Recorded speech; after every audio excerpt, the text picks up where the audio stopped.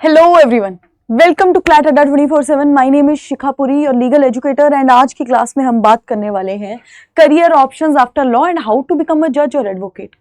आज की क्लास आप लोगों के लिए इतनी इंपॉर्टेंट है क्योंकि हम प्रॉपर बात करेंगे, एक स्टेप बाय स्टेप जो है गाइड तुमको मैं बताऊंगी कि भैया लॉ के बाद की अपनी कौन कौन सी करियर की ऑप्शंस हैं। और ये जो इतना बड़ा औहदा है एक जज, क्योंकि जो लॉ में हमेशा ऐसा सोचती हूँ कि जो भी सोचता है ना कहीं ना कहीं उसके जहन में ये जज वाला जो फैक्टर है ना वो हमेशा रहता है और किसी ना किसी के मन में एडवोकेट वाला भी फैक्टर बहुत रहता है।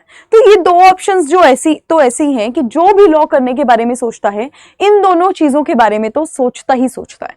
तो आज हम बात करने वाले हैं इसके लिए, ठीक है। एक इमोशन है बेटा, ये ऐसा नहीं है कि हमने बस ऐसे ही सोच लिया कि हमें ये करना है। जब लॉ करते हैं ना, जब लॉ करने के लिए रेडी होते हैं, उसके बाद जब हम कॉलेज में जाते हैं, जब हम उस एनवायरनमेंट में जाते हैं जो हम लॉ ये 5 ईयर वाली स्टडी या फिर 3 ईयर वाली स्टडी में, तब आपको एहसास होता है कि आखिरकार ये लॉ है, ये क्या चीज़ है।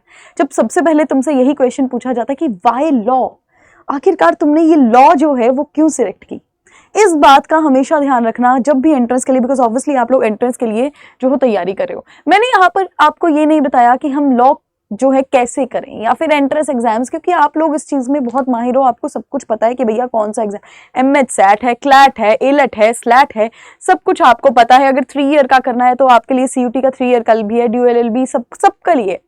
लेकिन आफ्टर लॉ क्या, बहुत बड़ा क्वेश्चन जो तुमको पता होना चाहिए। तो सबसे पहले मैं तुमको ऑप्शंस के बारे में बता देती हूँ। बेटा बहुत ऑप्शंस है। हमें पता क्या होता था पहले जब हम लॉ पढ़ते थे ना, तो लोग ऐसा कहते थे कि जिनको कुछ भी नहीं आता ना वो लॉ करता है, एंड ये बहुत बड़ी मिथ थी। लेकिन आज की डेट में मैं बात करूं, जो भी लॉ करने जाता है उसकी इतनी ज्यादा रिस्पेक्ट होती है ना, मतलब आप जो फर्स्ट ईयर में ही हो, नो मैटर व्हाट, अब आपको आता है कुछ नहीं आता, हर कोई आपको एडवोकेट साहब कहता है और वो फीलिंग ही बहुत ज्यादा अच्छी होती है। आप एक गैदरिंग में, चाहे अपनी फैमिली गैदरिंग में बैठे हो, चाहे अपने फ्रेंड्स के साथ बैठे हो, सब लोग आपसे एडवाइस लेना चाहते हैं कि अच्छा तू बता कि क्या होगा, राइट। लेकिन उसके लिए हमारी क्षमता है भी है कि नहीं वो एडवाइस देने के लिए, वो आपको बहुत ज्यादा डिसाइड करना पड़ेगा। चलो, अब आपने एंट्रेंस एग्जाम बेटा क्लियर कर लिया और आपने लॉ कंप्लीट कर ली, लेकिन आफ्टर दैट क्या ऑप्शंस है मेरे पास, मैं कहाँ कहाँ अपने को ग्रो कर सकती हूँ या कर सकता हूँ, ये हम आज के सेशन में बात करते हैं। तो सबसे पहले तो ऑब्वियसली बच्चा एडवोकेट जो है पहली चीज है, मतलब एडवोकेसी के लिए आपने 5 ईयर या 3 ईयर लॉ कर ली कंप्लीट, बस और कुछ नहीं चाहिए, आप जाओ प्रैक्टिस करने। लेकिन मैं एक सजेशन जो हूं बच्चों को देना चाहती हूँ, एडवोकेट में आप देखिए ऐसा भी हो सकता है, क्योंकि सब लोग ना, एडवोकेट का मेन चीज होता है कि आपको ये पता होना चाहिए कि आपने सिविल में करनी है अपनी एडवोकेसी लिटिगेशन, या फिर आपने क्रिमिनल में करनी है, आपने कॉर्पोरेट सेक्टर में जाना है, या फिर आपको कंज्यूमर कोर्ट के ही केसेस लेने हैं। ये हर एक चीज को डिवाइड करना पड़ता है, क्योंकि आप जो हो अगर सारी चीजों को केसेस लेने लग गए ना तो आप बहुत ज्यादा शफल कर जाओगे। तो जिस भी आप सबसे पहले, इवन आप इंटर्नशिप करने जाएंगे सबसे पहले तो जो आपकी लॉ के साथ ही चलेगी, उसके बाद जब प्रैक्टिस करने जाते हैं तो किसी ऐसे एडवोकेट को पकड़िए जो एक पर्टिकुलर फील्ड में जो है काम करते हो, जिस फील्ड में आपको भी काम करना है। फिर उसके बाद में आ जाता है बेटा गवर्नमेंट सर्विसेज इतनी ज्यादा ऑप्शंस है ना ये आपके लिए। हर एक गवर्नमेंट अथॉरिटी को एक जो है लॉयर चाहिए ही होता है, तो इसके भी अलग अलग एग्जाम्स होते हैं जो आप कर सकते हो। बाकी रहा सवाल यूपीएससी का, तो वो तो आपके पास ऑप्शन है ही है। लीगल एडवाइजर हर एक कंपनी को बच्चा चाहिए होता है। आप किसी भी कंपनी में चले जाएं, आपको लीगल एडवाइजर वहां पर रिक्वायरमेंट होती ही होती है, तो आप इसके लिए भी अप्लाई कर सकते हो। फिर आता है जुडिशरी। अब जुडिशरी का तो हम बिल्कुल एक ब्रॉड सेंस में देखेंगे किस तरह से आप जुडिशरी में जा सकते हैं। Next teaching. अब टीचिंग बेटा आज की डेट में 2 चीजें हो गई हैं, या फिर तो आप टीचिंग जैसे कर लीजिए ऑनलाइन और ऑफलाइन, ठीक है। ऑनलाइन जैसे हम आपको पढ़ा रहे हैं, और ऑफलाइन जैसे आप किसी इंस्टीट्यूट्स वगैरह में चले गए, वहां पर भी ऑफलाइन जैसे ये सब कुछ चीजें होती हैं। तो ये बहुत बड़ा स्पेक्ट्रम लॉ के लिए खुल गया है, बहुत बड़ा बच्चे। उसके बाद प्राइवेट कंपनीज, जैसे मैंने आपको बताया कि हर एक प्राइवेट कंपनी जो है वो चाहती है एक लीगल एडवाइजर हो, एक लॉयर हो, एक पर्टिकुलर लॉ लीगल की ना फील्ड होती है जो कॉन्ट्रैक्ट्स भी बनाती है। हर एक एम्प्लॉइज का कॉन्ट्रैक्ट बनता है, कंपनी में जितने भी एम्प्लॉइज हायर होते हैं उनका कॉन्ट्रैक्ट बनता है। तो वो लोग कौन बनाते हैं? वो ऑब्वियसली लॉयर्स वो ऑब्वियसली आपने जब लॉ करके हटेंगे तो आप ही उनको आपको ही हायर किया जाएगा। तो प्राइवेट कंपनीज के पास भी बहुत ज्यादा रिक्रूटमेंट वो ओपन करते हैं लॉ जिन्होंने कर ली है उनके लिए। हायर एजुकेशन अगर आप फॉलो करना चाहते हैं तो आप LLM कर लेंगे, उसके बाद अगर आपने PhD भी जाना होगा तो आप वो कर सकते हैं। उसके बाद में अगर आपको मन करता है कि आपने LLM वगैरह के बाद MBA करनी है तो आप MBA भी बचा कर सकते हो, और बहुत ज्यादा ग्रोथ है, बहुत ज्यादा ग्रोथ है। लॉ करने वाला इंसान अगर MBA करता है ना तो उसका दिमाग डबल तेज होता है, और कंपनीज बहुत ज्यादा उन लोगों को रिक्रूट करती है जिन्होंने लॉ की होती है उसके बाद MBA की होती है। Writer of law books, reports, journalist आप बिल्कुल बन सकते हैं। अगर आप LLM कर रहे हैं, PhD कर रहे हैं तो उस टाइम आप रिसर्च करते हैं, और रिसर्च के साथ साथ में आपको अपने वो जो पेपर्स होते हैं वो लिखने होते हैं, तो वो आपके पेपर्स छपते भी हैं, अलग अलग रिपोर्ट्स में छप जाते हैं, लॉ बुक्स में छप जाते हैं। अगर आप जर्नलिस्ट बनना चाहते हैं तो ये बहुत अच्छी फील्ड है कि आपने पहले लॉ की है उसके बाद आप जर्नलिज्म में जाएं, क्योंकि आपको लॉ की फिर सारी नॉलेज हो गई तो उसके बाद में आपका ये जो जर्नलिज्म का सफर होगा ना बहुत ईजी हो जाएगा। क्योंकि लॉ ज्यादातर बच्चे वही मुझे पता है चूज करते हैं जिनको बोलना बहुत आता है, ठीक है। तो जर्नलिज्म में क्या है, आपको बोलना है, अच्छे से बोलना है, तो ये आप कर सकते हैं। उसके बाद में लीगल रिसर्चर आप जो है वो बन सकते हैं। लीगल रिसर्चर कौन होते हैं बेटा, कोर्ट्स में लग सकते हैं आप। कोर्ट्स में एज ए लीगल रिसर्चर किनके, जजेस के, किसी और के भी नहीं, जजेस के, हाई कोर्ट जजेस के आप लीगल रिसर्चर लग सकते हैं। सुप्रीम कोर्ट जजेस के आप लीगल रिसर्चर बन सकते हैं, जिसका जो टाइम होता है वो 2 साल का होता है। लेकिन ये भी बहुत बड़ी बात होती है कि अगर आपने सुप्रीम कोर्ट के जज के साथ लीगल रिसर्च वाला किया है ना, बहुत ज्यादा वैल्यू होती है उसकी। देखिए LLM तो मैंने आपको बताया कि LLM कर सकते हो। डिफेंस, ये बहुत बड़ा क्वेश्चन है, ठीक है, कि मैम LLB के बाद हम क्या डिफेंस में जा सकते हैं? बिल्कुल जा सकते हैं, क्योंकि डिफेंस में क्या होता है आपका जैग, ठीक है, जैग वहां पर ऑप्शन होती है जिसमें आप आर्मी में, ठीक है, आर्मी में, एयरफोर्स में आप जज बन सकते हैं। वहां पर वहां के केसेस को, क्योंकि ऑब्वियसली आपको पता है कोर्ट मार्शल वगैरह होता है, तो वो कौन करता है, वहां की इन्वेस्टिगेशन वगैरह कौन करता है? क्योंकि अगर कोई भी आर्मी पर्सनल, कोई भी एयरफोर्स पर्सनल अगर कोई भी इस तरह का काम कर दे जो सिर्फ आर्मी ही हैंडल कर पाती है, तो उनके पास भी एडवोकेट्स होते हैं, जजेस होते हैं। वो कहां से निकल के आते हैं बेटा, ऑब्वियसली तुमने लॉ की होगी, उसके बाद तुम जैग का पेपर क्रैक करोगे और वही जो है आगे बन जाते हैं, राइट। उसके बाद में आप बैंक्स में, बैंक्स का तो ऑप्शन बच्चा, बैंक्स का ना, जैसे आपका SBI हो गया, आपके बाकी बैंक्स हो गए, वो एक पेपर को कंडक्ट करवाते हैं, जैसे एसओ का, ठीक है, एसओ जैसे पीओ का पेपर होता है वैसे ही एसओ का, स्पेशलिस्ट ऑफिसर का पेपर होता है, वो लॉ लीगल एडवाइजर के लिए होता है वो भी। तो ये भी आपका बहुत ही अच्छा चांस होता है कि आप एसओ को क्लियर करके आप सीधे बैंक में जाओ और अपना लीगल एडवाइजर की भूमिका को निभाओ। उसके बाद में सेबी भी जो है वो लॉ एडवाइजर्स के लिए हायर करती है, लेकिन हायर कैसे करेगी, उनका भी टेस्ट होता है, ये टेस्ट क्लियर करना पड़ता है। इवन आरबीआई में भी लीगल एडवाइजर ऑब्वियसली चाहिए नहीं होंगे, जिसने लॉ की है उसको पता होना चाहिए ना कि लॉ क्या क्या किया है, तो उसके लिए भी हायर होते हैं। नबार्ड भी करती है। तो ऐसी जितनी भी अथॉरिटीज है ना, सारों को लीगल एडवाइजर चाहिए होता है, और वो अपने अपने पेपर कंडक्ट करवाती है। किसी का प्री मेंस दोनों होता है, किसी का सिर्फ प्री होता है। इस तरह के सारे अपॉर्चुनिटीज आती ही रहती हैं। तो लॉ के बाद अगर तुमको लगता है ना सिर्फ एडवोकेट और जज बस, ये नहीं, बहुत ज्यादा ऑप्शंस है बेटा लॉ करने के बाद। मतलब there are abundant options that you get after becoming a lawyer, ठीक है। उसके बाद में हम बात करते हैं कि आखिरकार जब तुमने एडवोकेट अगर बनना है तो उसके लिए क्या करना पड़ेगा।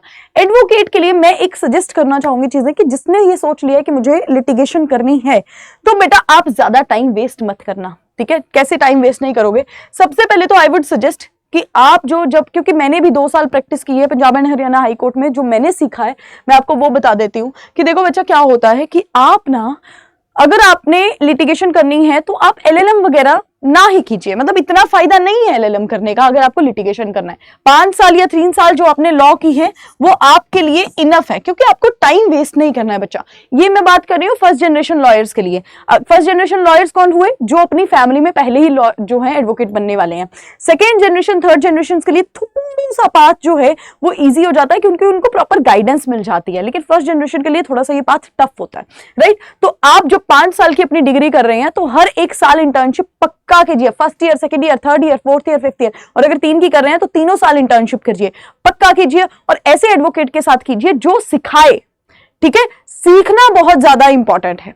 और ज्यादातर मैं बताऊं, आप ना जो जिनके साथ आप काम कर रहे हैं उनसे तो सीखते ही सीखते हैं, बाकी जो क्लर्क से भी आप उनसे सीखते हैं।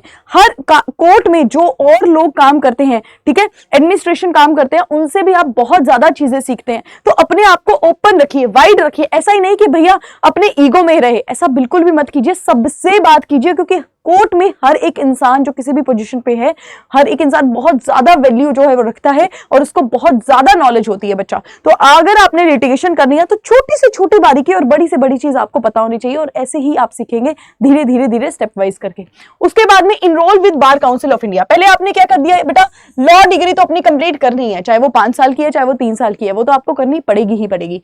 फिर उसके बाद आपको, अगर आपको अपीयर होना है, अगर सिर्फ आपको अभी सीखने जाना है, क्योंकि इंटर्नशिप के टाइम आप बोलोगे मैम तो उस टाइम तो हम अभी लॉ नहीं करे होंगे, तो बेटा वो आप सीखने जा रहे हो, वो आप अपीयर नहीं हो सकते। मतलब आपका नाम जो है किसी भी केस फाइल में नहीं लगेगा, ठीक है, किसी भी केस में नहीं लगेगा। लेकिन जब आप अपने आप को बार काउंसिल ऑफ इंडिया के साथ इनरोल करवा देते हैं, उसके बाद में आप किसी भी केस में अपीयर हो सकते हैं एज एन एडवोकेट, और आपका नाम उस केस फाइल में आएगा। और वो फीलिंग बेटा आपका किसी भी ऑर्डर में, क्योंकि देखिए जब भी आप जाते हैं डेट्स वगैरह लेकर आते हैं, तो अगर आपका उसमें भी नाम आ जाए ना, तो वो फीलिंग जो होती है वो बहुत ज्यादा अच्छी होती है कि आपका पहले केस में आपका नाम आया है, ठीक है। उसके बाद में appear for AIB exam with in 2 years of bar enrolment with bar council of India. आपको ये ऑल इंडिया बार एग्जाम जो है वो क्लियर करना ही होता है। ऑफिशियल एडवोकेट तो आप AIB के एग्जाम के बाद ही क्लियर जो होते हो बनते हो। लेकिन एक चीज है कि AIBE का एग्जाम जो हमारे इंडिया में वो ओपन बुक एग्जाम होता है, मतलब डिफरेंट जो आप बुक्स लेकर जा सकते हैं उसमें।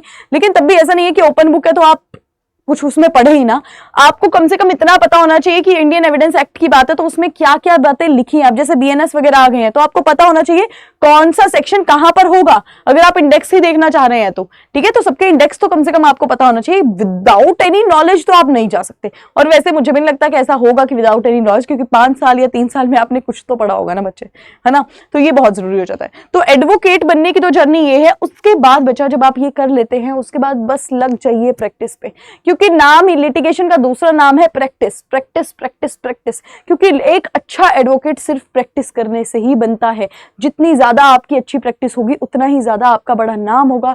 और बेटा अगर आप एडवोकेट अच्छे बन जाते हैं तो, अगर मैं बात करूं पैसों की, सैलरी तो कुछ होती ही नहीं, वो आपका अपना काम है। तो आप सोच भी नहीं सकते कि कितना पैसा एक दिन में कमाया जा सकता है। एक दिन में क्या, एक हियरिंग में कमाया जा सकता है। और एक हियरिंग सिर्फ एक केस की, दूसरी हियरिंग, तीसरी हियरिंग, बहुत बहुत ज्यादा इसमें पैसा होता है बेटा। मतलब 6-6, 7-7 लाख एक हियरिंग के होते हैं। और अगर मैं सुप्रीम कोर्ट जजेस की बात करूं तो वो तो नंबर ही मैं अगर कुछ बोल दूंगी ना, शायद वो भी कम होगा जो नंबर अगर मैं अभी भी बोल दूंगी। तो इतनी अच्छी प्रैक्टिस उनकी हो जाती है बच्चा, ठीक है। तो लिटिगेशन भी ऐसा नहीं है कि वो है, लेकिन इसमें काम बहुत करना पड़ता है। अगर आपको अच्छा ग्रो करना है तो बेटा भूल जाइए कि शिखा कौन, मैं कौन, वो कौन। सारा काम आपको, सारा टाइम उस पर लगाना होता है, प्रैक्टिस में लगाना होता है, क्योंकि बहुत ज्यादा हेक्टिक शेड्यूल भी हो जाता है उसका। लेकिन अगर बन गए ना, एंड ही नहीं है बच्चा, कोई एंड ही नहीं है। 7-8 पुश्तों तक आपको रहेगा। अगर वो बैठी भी होंगी ना तब भी आप इतना कमा लोगे कि वो बैठ के खाएंगी, ठीक है। उसके बाद में आ जाइए हमारा जज। मतलब ये तो ऐसी बात है, जज का नाम सुनकर ही छोटे से छोटा इंसान, बड़े से बड़ा इंसान ऐसे हो जाता है कि ओ अच्छा जज साहब आए, आ जाइए ठीक है। तो इसके लिए क्या करना पड़ेगा, ये जो ओहदा है उसको पाने के लिए क्या करना पड़ता है बेटा, ये मैं थोड़ा सा आपको उस तरह से बता रही हूँ टेबल वाइज कि ये इंडस्ट्री तो बेटा आपको पता ही है लॉ एंड जुडिशरी की है। क्या रिक्वायर्ड स्किल्स, पहले मैंने स्किल्स लिखा है क्योंकि आपको ये स्किल्स होना बहुत जरूरी है। Unbiasedness, emotional intelligence, analytical skill, communication, logical sense, reasoning skill. एक जज के पास ये होना बहुत ही जरूरी है कि वो बायस्ड नहीं हो सकता कि मुझे ये जो है, मान लीजिए आप किसी एक पार्टी को वोट देते हैं, उसी का ही केस आपके ऊपर आ गया, तो आप अब उसी के ही जो है, मतलब उसी की बातें सुन रहे हैं, दूसरी पार्टी की बातें नहीं सुन रहे हो। ऐसा बिल्कुल भी नहीं हो सकता। आप अपने ओपिनियन को अपने घर पर छोड़कर आते हैं। वहां पर जब आप कोर्ट की कुर्सी में बैठते हैं ना, जज की कुर्सी में, तो बिल्कुल अनबायस्ड होना पड़ता है। आपकी इमोशनल इंटेलिजेंस होनी चाहिए। ऐसा नहीं है कि आप इतने इमोशनल हो गए कि आपने किसी एक ही पार्टी का सुना और दूसरी पार्टी का इतना अच्छे से नहीं सुना, क्योंकि आपको लगता है कि भैया यही ठीक है। ये बिल्कुल भी नहीं होना चाहिए। आपकी एनालिटिकल स्किल्स होनी चाहिए। कम्युनिकेशन, किस तरह से आप बात करते हैं, वो होना चाहिए। लॉजिकल सेंस बहुत ज्यादा जरूरी है। रीजनिंग स्किल्स बहुत ज्यादा जरूरी है। ये स्किल्स होना बहुत ही ज्यादा एक जज के लिए इंपॉर्टेंट है, और मैं तो कहूंगी ये एडवोकेट के लिए भी बहुत ज्यादा इंपॉर्टेंट है। Eligibility, the applicant must have 3 year और 5 ईयर LLB डिग्री होनी चाहिए as an undergraduate degree under the advocates act of 19 certain states mandate enrolment as an, ठीक है, ये यहां पर बोला है कि जैसे आप पहला, ठीक है, ये मैं बात नहीं कर रही हूं जब आप वो भी कर लेते हैं ना, प्रैक्टिस भी कर लेते हैं। अब हायर जुडिशरी के लिए क्या होता है, आपको प्रैक्टिस भी मैंडेटरी होती है, जैसे 7 साल की आपकी प्रैक्टिस होनी चाहिए। लेकिन जब आप +2 के बाद, जब आप लॉ करने के बाद की मैं बात कर रही हूं कैसे आप जाते हैं, आपकी 3 ईयर या फिर 5 ईयर की डिग्री होनी चाहिए। साथ ही साथ में आपका क्या होना चाहिए, आपकी इनरोलमेंट भी होनी चाहिए बार काउंसिल से। और कुछ स्टेट्स का ऐसा भी है कि आपकी 3 साल की प्रैक्टिस भी होनी चाहिए। इस तरह से अलग अलग स्टेट्स के अपने अपने रूल है, क्योंकि ये स्टेट के एग्जाम्स होते हैं बच्चा, ठीक है, कि जैसे हिमाचल का अपना अलग जुडिशरी का एग्जाम होता है, आंध्र प्रदेश का अपना अलग होगा, महाराष्ट्र का अपना अलग होगा, ऐसे हर एक स्टेट का अपना जुडिशरी का एग्जाम होता है। ऐसा नहीं होता कि सारे इंडिया का एक पर्टिकुलर एग्जाम है जब आप लॉ करने के बाहर निकलते हैं, ऐसा नहीं होता, हर एक स्टेट का अपना एक एग्जाम होता है।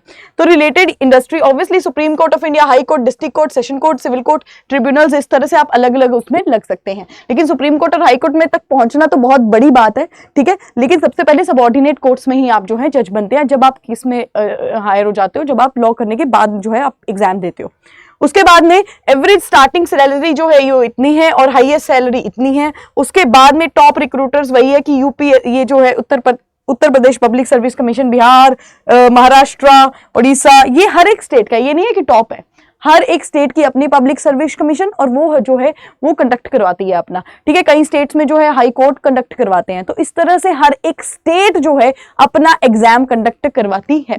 सबसे इंपॉर्टेंट है एग्जाम की, बेटा एग्जाम किस तरह से होता है, ज्यादातर सब स्टेट का एक यही पैटर्न है कि आपका प्री एग्जाम होगा, मेंस होगा और वाइवा होगा, ये 3। पर ये 3 देखने से तो लगता है कि चलो प्री है, ऐसा नहीं है यूपीएससी की तरह अलग अलग एग्जाम्स है, ऐसा नहीं है, क्योंकि यूपीएससी और जुडिशरी को मैं तो साथ साथ में करूंगी बेटा, ठीक है। तो प्री का भी, लेकिन ये जो एग्जाम्स होते हैं ना प्री का, बहुत ये भी आपको हर एक सब्जेक्ट की बहुत ज्यादा अच्छे से नॉलेज होनी चाहिए। प्री जो होता है वो MCQ बेस्ड आता है, ठीक है। मेंस का एग्जाम आपका सब्जेक्टिव होता है, आपको लिखना होता है उसमें, ठीक है, उसमें प्रॉपर आंसर राइटिंग होती है। जो चीजें आपने MCQ बेस्ड चीजें पढ़ी हैं वही आपको लिखनी है, लेकिन किस तरह से लिखनी है बेटा वो एक कला है। जजमेंट राइटिंग आपको आती है, मेंस आंसर राइटिंग क्वेश्चंस, वो ये सब कुछ ना एक कला होती है। और उसके बाद रहा इंटरव्यू का सवाल, तो मैं सिर्फ यही नहीं बोलूंगी कि वो सिर्फ आपकी पर्सनैलिटी को जज करेंगे, बिल्कुल भी नहीं, उधर भी आपकी नॉलेज को जज किया जाता है, ठीक है। तो इस तरह से ये तीनों की प्रोसेस चलती है। उसके बाद जब आप इंटरव्यू क्रैक करते हैं तो उसके बाद आपको ट्रेनिंग मिलती है,